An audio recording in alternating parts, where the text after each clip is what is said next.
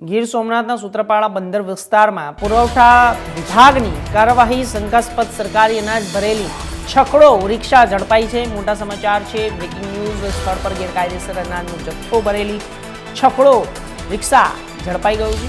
100 kilogram ઘઉં, 150 kilogram ચોખા અને બાલભોગના 25 પેકેટ મળી આવ્યા છે। રિક્ષા ચાલક સિંગસરના દાદામિયા અને હાસમ અલી કાદરીની પૂછપરછ NFSAના રેશન કાર્ડ ધારકો પાસેથી ખરીદીને આપી કબૂલાત। પુરવઠા વિભાગે છકડો રિક્ષા સાથે 56,850ની કિંમતનો મુદ્દામાલ સીઝ કર્યો છે।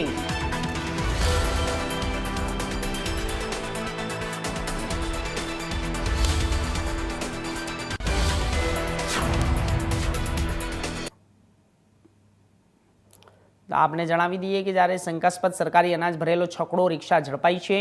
આની અંદર શંકાસ્પદ સરકારી જે રાશન કાર્ડની અંદર લઈ જવામાં આવતું અનાજ ઝડપાયું છે। જ્યારે સ્થળ પર ગેરકાયદેસર રીતે કરવામાં આવેલા જથ્થાને પકડી પાડવામાં આવ્યો છે। ઘઉં, ચોખા અને બાલભોગ જેવી તમામ ચીજ વસ્તુઓ છકડામાં લઈને ભરીને લઈ જતા હતા। તે દરમિયાન આ સૂત્રાપાડા બંદર વિસ્તારમાંથી પકડી પાડવામાં આવી છે।